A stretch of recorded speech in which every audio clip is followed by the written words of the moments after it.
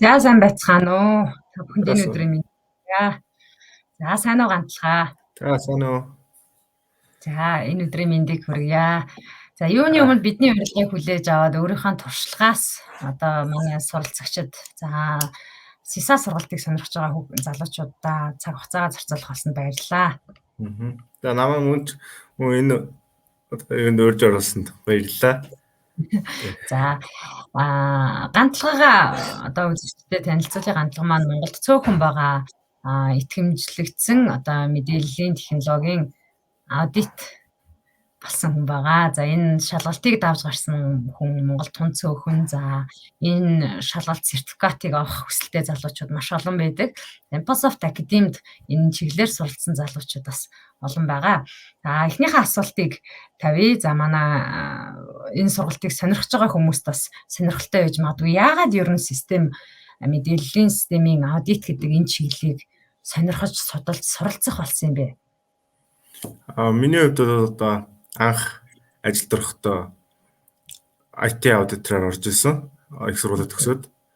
Тэгээ IT аудитороор орчоод энэ одоо Certified Information System Auditor гэдэг цолын талаар ер нь бол мэдээлэл авч исэн байгаа.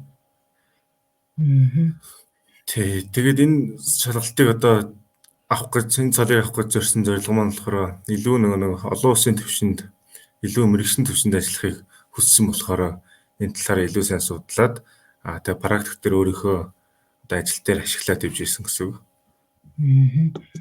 За гантлага бол манай Microsoft Academy-ийн СИСА-гийн сургалтанд бас сууж байсан. За мөн өөрөө бие дааж шалгалтанд одоо бэлтжижсэн гэдгээр нь манай академийнхан бас нэлээд сайн мэднэ. За ер нь Монголдо суралцахын давуу талыг ер нь яаж харсан бэ? Монголдо суралцсан одоо анх бол 2017 онд Microsoft Academy дээр зохион байгуулагдсан шүү дээ. Тэгээд тэр сургалтанд суугаад мэдээж тухайн үед болохоор Монгол багштай байсан болохоор илүү дэлгэрэнгүй мэдээллийг нэлээд сайн авч ирсэн. За шалгалтанд одоо манай залуучууд маш удаан бэлддэг. За анхандаа бол өгөхдөө ямар ч байсан 6 сарын дотор өгөндөө гэж бодож орж ирдэг боловч яг үүндээ харж ахаар ойролцоогоор нэг жилээс 2 жилийн хугацаанд шалгалтанд бэлтгэж давж явах шиг харагдаж байна. Шалгалтанд бэлтэж байхад ер нь ямар хүндрэлтэй болон хэцүү асуудлууд тохиолдож байсан бэ?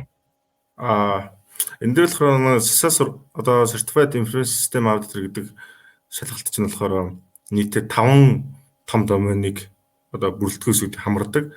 Нэгт нь болохоор IT аудитын талаар, хоёрт нь IT-ийн засаглал удирдлагын талаар, гуравдугаар домен дээр нь болохоор IT-ийн төслийн удирдлага, дөрөвдүгээр домен дээр нь IT-ийн Operation Service Management, Business Continuity гэсэн талаар болон 5 дугаар домен дээр байгууллагын хөрөнгөний аюулгүй байдал гэсэн ийм 5 үндсэн том бүлгийг хамардаг болохоор бэлтгэд бол тус бүр дээр нь мэдээж судалгаа хийж мэдхгүй зүйлийн талаар илүү интернетээр судалж нэлээд хугацаа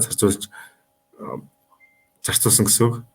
Тэгэхээр нэг их одоо аюул өргөн үрийг хамардаг болохоор нэлээд хүнд шалгалт байсан болохоор бэлтгэд бас нэлээд хүндрэлтэй байсан. 2017 Тэгээ тал талын одоо мэдлэг цуглуулахын тулд илүү сайн судлаад явсан гэсэн үг байхгүй юу? 2017 оноос хойш одоо суралцаж бэлдсэн гэд 2021 он гэж байна. Тэгээд суралцаж явах үйл явц болон бэлдэж явах үйл явц хоёрын хооронд ер нь модулууд өөрчлөгдөх, агуулга контент өөрчлөгдөх тийм асуудал тулгарч байв уу? 17 он суусан гэдэг чинь сая 19 оны сүүлээр санагдаж байна. Яг нэг СИСА-гийн 26 дугаар вершн нь 27 болж өөрчлөгдөж шинжлэгдсэн байгаа. Тэгээд үндсэн яг суурь нь байгаа болохоор нэг тийм өөрчлөлт харагдаагүй гэж би бодож байгаа. Зөв. Тэгээ энэ сургалтанд буюу энэ сертификатыг ер нь ямар хүмүүс төлөхөө сонирхож байна? Ямар төрлийн хүмүүст хамгийн тохиромжтой хийгээд шалгалтыг давахад амархан ч явахад арай дөхөн байж болох вэ? За энэ дээр бол ер нь бол яг одоо тим хүндгээд хэлчихэд бол хэцүү. Гэхдээ эн чинь яг үндсэндээ бол яг IT аудиторын одоо сертификат шүү дээ тий. IT аудиторт илүү ойр гэсэн үг. Мэдээж энэ чинь IT аудиторын шалгалт. Тийм болохоор одоо аудитын чиглэлээр ажиллаж исэн болон за тэгээд IT-ийн операшн, төслийн удирдлага гэсэн чиглэлээр ажиллаж исэн хүмүүс бас нэлээд төхөн болов.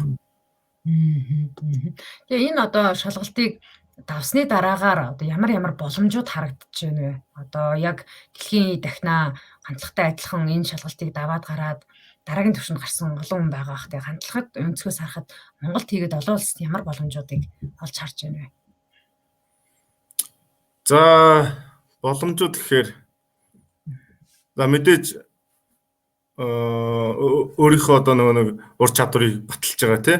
Өөрийгөө олон улсын түвшинд одоо ингээд мэрэгсэн хэмжээний хүн болсон гэдгээл харуулж байгаа болохоор үнийгээ дагаад өснөө боломжууд бий болж эхэлж байгаа. Тэгээ үүнээс дөрөвдөхөд бол одоо жишээ нь миний хувьд бол олон улсын түвшинд IT аудитын тий процессыг өндөр түвшинд хийх боломжтой гэдгээр нь бол харуулад эхэлж байгаа гэсэн. Энэ одоо шалгалтанд бэлдэж байхад за манайд шалгалтанд удаан хугацаанд бэлдээд за унаад одоо дахиад бэлдэж байгаа хүмүүс ч байгаа тий. Тэгээ энэ шалгалтанд бэлдэж байгаа хүмүүст одоо яг энэ дээр анхаараарай гэж хэлмээр ямар зүйл хамгийн түрүүнд тод ажиглагдсан бэ? Энэ дээр ийм байдیں۔ Одоо нэг SISAG-ха дагуу одоо яг үндсэн аудитын маань үйл ажиллагаа яваагүй бол энэ хоёр маань зөрчилдөд тэгэхээр нөгөө нэг тухайн хүмүүс маань өөрийнхөө нөгөө нэг туршлагаар үндэслэж кейсүүд дээр хариулцгаар SISAG-тай зөрчилж байгаа юм чинь тэгэхээр нөгөө буруу болоо явчихдаг байхгүй юу? Тэгээд энэ дээр хэрхэн тэнцэхгүй гэдэг зөвлөгөө өгөхөд бол аль болох SISAG гэдэг зүйлийнхаа талаар нэлээд сайн уншаад за юу гэж заасан байна, стандарт нь ямар байна гэдэг талаараа нэлээд сайн судлаад яг тэрийг яг өөрийнхөө аудитын үйл ажиллагаанд бүрэн нэвтрүүлээд тэрнийг гадаа удаан хугацаанд туршлагажаад илүү нэг гартаа оруулаад авчвал ер нь бол SISAG маань шалгалтанд ер нь амжилттай тэнцэх боломжтой болж байгаа гэсэн үг. Ер нь бол альва зүйлд мэрэгшээд суралцаад өөрийгөө туршлагатай болсон гэдгийг баталдаг хамгийн сонирхолтой харин хамгийн чухал зүйл бол сертификат байдаг тий. Тэгээд манай мэдээлэл технологийн салбарт өөрийгөө илэрхийлэх сертификат маань 4 жилийн ихтэй сургуулийн дипломоос гадна жил болгон өөрийгөө апдейт хийж ямар нэг байдлаар шинжлэгдэж байгаа, мэдлэгээ арвижуулж байгаа гэдгийг илэрхийлдэг олон төрлийн сертификат байдаг. За энэ сертификат дундаас одоо бидний туршлагаас үзэхэд нэлээд чанга гар алдартай за нэлээд одоо хэцүү гэдгээрээ тий чанга за дээр нь хүнээс төвчээр хийгээд ур чадвар олон зүйлийг шаарддаг энэ SISA гэдгийг бид нар одоо сүүлийн 2 жил батлан харуулсан. Тэгээд ганцлагтаа бас дахиад баяр хүргэмээр. За бас үзэгчтэй хэлэхэд ганцлаг маань SISA шалгалтыг онлайнаар өгсөн тий. Тэгээд онлайнаар өгөхийгээд одоо exam төвүүд дээр одоо Microsoft Academy-д олуулсан шалгалтын төвүүд дээр ирэх хоёрын ялгааг анзаарваа ямар байв? За миний хувьд болохоор юу санагдсан? Яг нэг гэрээс өгсөн байхгүй юу? Тэгэхээр нэг илүү нэг тийм өөрийнхөө нэг байнга байсан орчинд өгсөн болоод тийм юм уу? Илүү тийм тайван. Ганц хүндрэлтэй тал нэг үйл одоо нэг яг өөдөөс маань нэг хүн хараа сууж идэг бүтэн 4 цагийн турш. За тэр хүн маань бол яг ямар нэг шаардлага тавих хэрэгтэй бол бүх шаардлага тавиад явчихдаг. Тийм болохоор тэр тал дээр жоохон хүндрэлтэй юм болов гэж бодсон. Одоо хамгийн наадлын захын би ч нэг бодохдоо жоохон толгоо ингээ бариад бодчихдаг юм чинь нөгөө хүмүүс шаардлага тавиад толгооноосоо гарааваа доошо буулгаа гэдэг илүү үйлдэлж болох байх нь тий. Тий илүү үйлдэлж болохгүй. Тэгээд дээр нь онлайнаар яг шалгалт өгөхөд бол эргэн тойрныхоо бүх зүйлүүдийг одоо веб камераар шалгуулад за тэгээд шаардлагатай гэвэл нөгөө цаад одоо хянж байгаа хяналтын мэргэжилт маань тэр хамааралтай одоо нэг бичиг баримтуудыг бүгдийг гаргаа гэдэг шаардлагыг бас тавьдаг байгаа. Тэгжиж шалгалт маань эхэлдэг байгаа. Зөв. Тий. Ойлголоо. Бас сонирхолтой юм тий. Зарим хүмүүс бол шалгалтын төв дээр иж шалгалт өгөхийг бас илүүд үздэг. Яагаад тэгэхээр энэ гэсэн энэ орчин өөрөө бүрдсэн байгаа. Ямар таад болохгүй тий. Өөртөө шалгалт өгж гэнэ гэдэг атмосферыг үүсгэх гэдэг бол бас өдрийн муудэд бас их нөлөөлдөг юм гэдэг. За. Ямар ч байсан Монголын сисачдын тоог нэгээр нэмсэн ганцлахтай баяр хүргэе. Тэгээд араасаа гурван сүлтэй олон сисачдыг дагуулж олон улсад төвшөнд одоо ур чадвараа илэрхийлэх олон хүмүүст одоо хоёулагийнхаа ярьсан яриа бас багхан ч гэсэн дэм болох байхаа гэж мэдэж байна.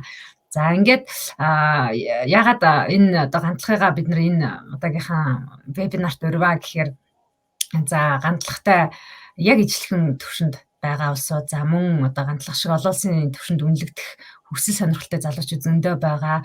За анх удаага энэ мэдээлэл технологийн систем аудитор гэдэг зүйлийг сонирхож байгаа улсууд ч гэсэн байгаа. Тэгэхээр Microsoft Academy тун удах улсынхаа сургалтыг аль биесээр зарлах гэж байгаа.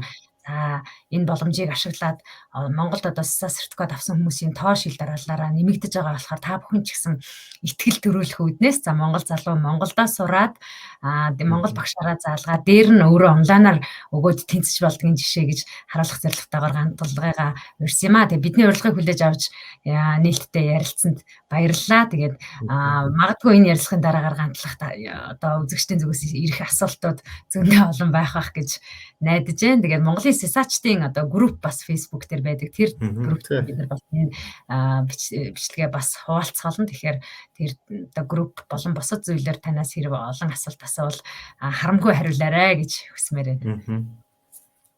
За тэгээд ирээдүйд одоо сертификат авах гэж байгаа бүх залуустаа амжилт хүсье. Тэгээ ганцлага багштаас баярлалаа. За баярлалаа.